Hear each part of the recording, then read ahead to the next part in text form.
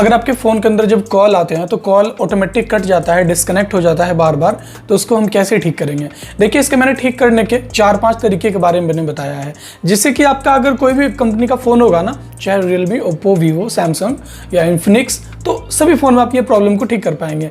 अब ये इरिटेटिंग होता है बहुत ज़्यादा कि आपको फ़ोन आया और आपको इमरजेंसी है और कॉल आपका बार बार रिसीव करते हो कट जा रहा है, तो मतलब आई नो ये बहुत ही ज़्यादा आपको मतलब दिमाग ख़राब कर देगा। तो चलिए आज की इस वीडियो में जानते हैं कॉल डिस्कनेक्टिंग प्रॉब्लम को कैसे ठीक करेंगे आसानी तरीके से घर बैठे। वीडियो को देखते रहिएगा। मेरा नाम संदीप है, आप देख रहे हैं ये हमारा Tech Droid Hindi YouTube channel.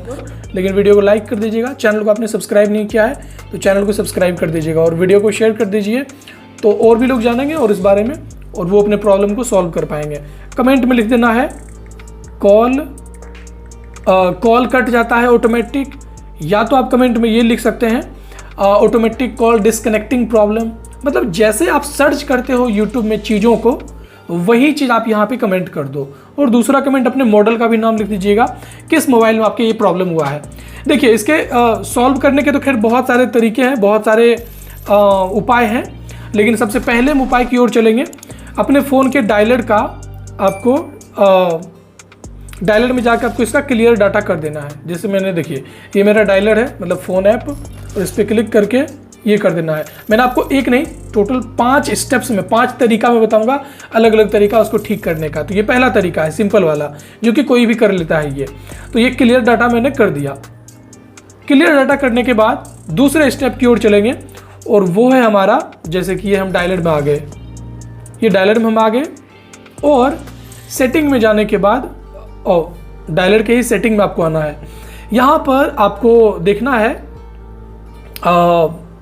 Wifi calling, नीचे आप देखोगे सप्लीमेंट्री सर्विस आपको मिलेगा। सप्लीमेंट्री सर्विस में जाके ये हमारा दूसरा सेटिंग है। तो यहाँ पे ना आप देखोगे कि कॉल वेटिंग के अलावा आपका कॉल फॉरवर्डिंग तो नहीं किया गया है।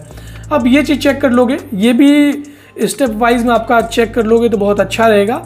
और ये call forwarding, voice call, video call है। मैंने वॉइस कॉल पे नॉर्मली क्लिक कर दिया, तो यहाँ पर ना मेरा कोई भी नंबर नहीं है डाला हुआ, ऑलवेज फॉरवर्ड वगैरह ये सब नहीं किया हुआ है।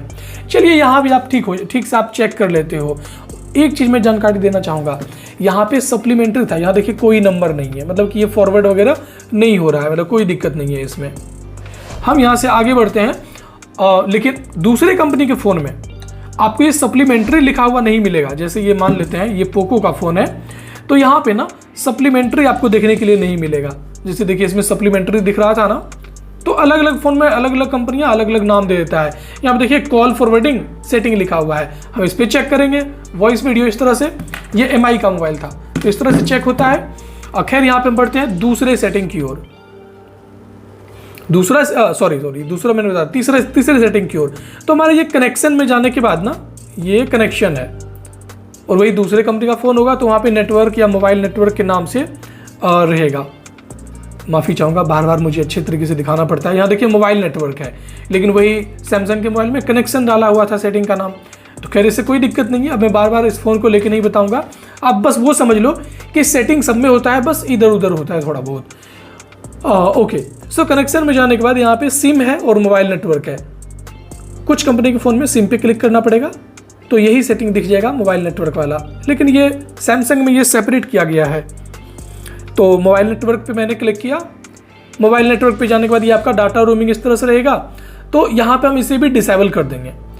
तो ये डिसेबल कर दोगे तो यहाँ से भी मैंने देखा इशू होता है, राइट। अब ये आपका ओके है। अगर आपके दूसरे सिम में दिक्कत हो रहा है तो दूसरे सिम का भी ये आपको कर देना है, डाटा रोमिंग बंद कर देना है, डिसेबल कर देना है। और ये चीज़ करने के बाद आप फिर से मोबाइल नेटवर्क में जाओगे और एक्सेस पॉइंट को एक बार क्लियर कर दीजिएगा। वैसे ये नेटवर्क कनेक्शन के लिए बेटर है। अगर आपका नेटवर्क नहीं आ रहा था ना, या नेट स्पेशली नहीं चल रहा था, फ़ोन कॉल हो रहा था, नेट नहीं चल रहा था, तो वहाँ पर ये सेटिंग भी काम कर जाएगा। तो हम इसे भी एक बार रीसेट मार देते हैं और ये हमने APN को भी रीसेट कर दिया।